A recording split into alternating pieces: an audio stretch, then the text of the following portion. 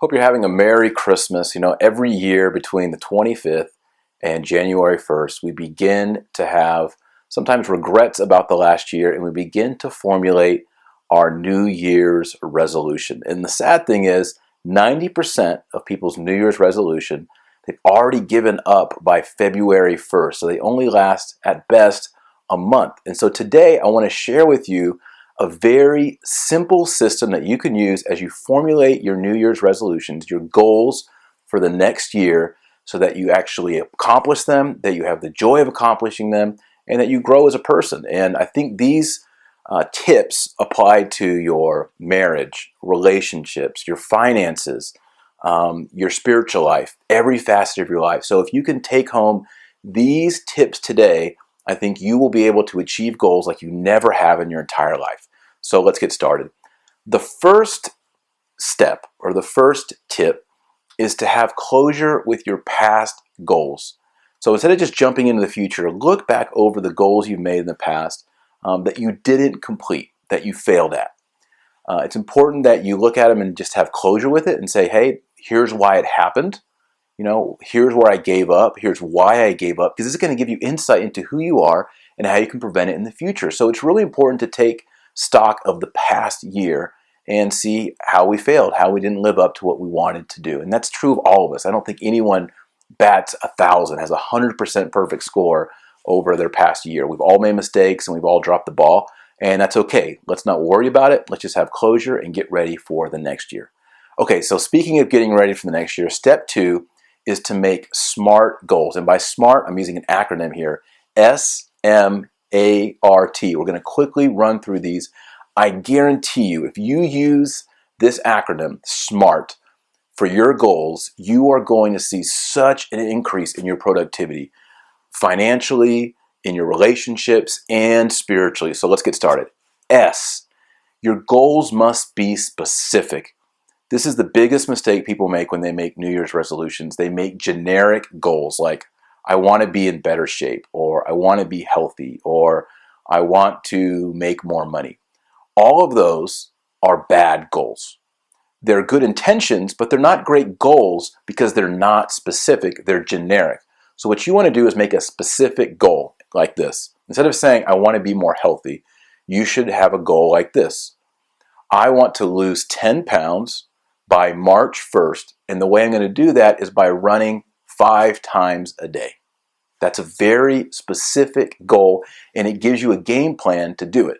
Because I guarantee if you just say, I want to be healthy, by the time it's February or March, you're not going to know what that feels or what that means. Instead, you need something very specific. That brings us to 2, M. S, specific. M, measurable. Can you measure the outcome or your progress? So let's say you want to get out of debt. That's not a real great goal. Instead, what you should say is, I want to get out of debt by saving $100 every week by not eating out at restaurants.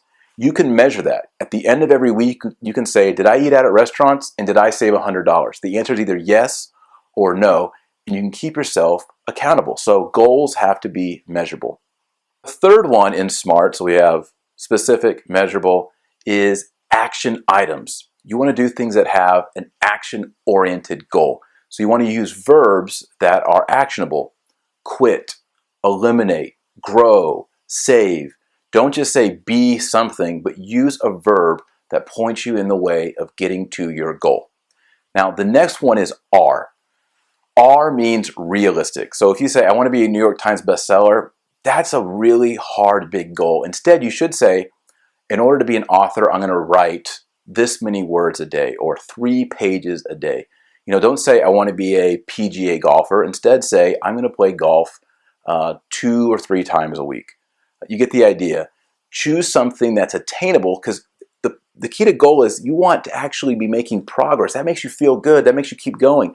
If you feel like it's just so impossible, you're going to give up. If you say, for example, I want to lose 50 pounds this year, and you get a month or 2 into it and you've only lost 1 or 2, or maybe you haven't lost any, you're just going to give up. So what you do is you break it up and you say, this month I want to lose 3 pounds, and then the next month I'm going to lose 3 pounds, and the next month I'm going to lose 3 pounds.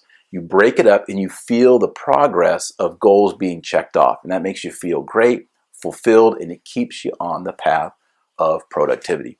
And then the last one is T, time bound. You must give a goal a time bound finale. When are you going to achieve this goal? Most of us make it a 12-month goal, and that's way too hard. None of us can see 12 months in the future. You know, you might have a new baby in your home, you might have a new job, you might be in a different relationship. Who knows what's going on? You may have lost a friend, people may have died in your life. It's too hard to see 12 months in the future. So instead, set your goals and put a time limiting them. Shorter goals are better. Take a bigger goal and break it up. So that's SMART goals: specific, measurable, action item, reasonable, and time specific.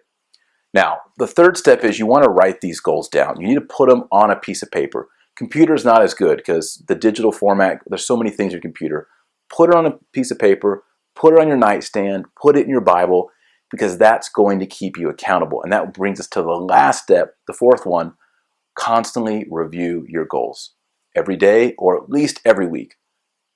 Every month's not enough. Every week, review your goals. Am I making progress? They're measurable. Am I measuring progress, or am I not? If you do these 4 steps and you make SMART goals, you will have a breakthrough 2015. You need to set goals to grow in your relationships, in your finances, and spiritually. So I hope that's very helpful. And I also want to close by saying, at the New St. Thomas Institute this year, we have put together a brand new certificate. It's goal-centered. It has everything we just talked about. It is to prepare you to be a Catholic apologist, to not only know your faith, but have the rhetorical skills to communicate it with people that disagree with you, people who don't share the same beliefs with you. So we talk about Islam and Judaism and atheists, and how to answer Mormons and Jehovah's Witness, how to defend difficult topics like abortion and homosexuality.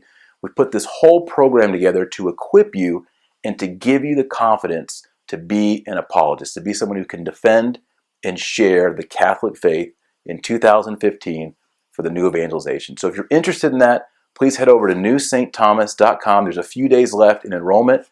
We're filling up our spots, and we have a special sale going on tuition. This would be a great opportunity, a New Year's resolution, to grow spiritually in your theology with attainable goals and earn a certificate in either Catholic theology or Catholic apologetics. So check it out, newstthomas.com. Thanks for watching. Have a happy New Year, and we'll see you in the next video. God bless.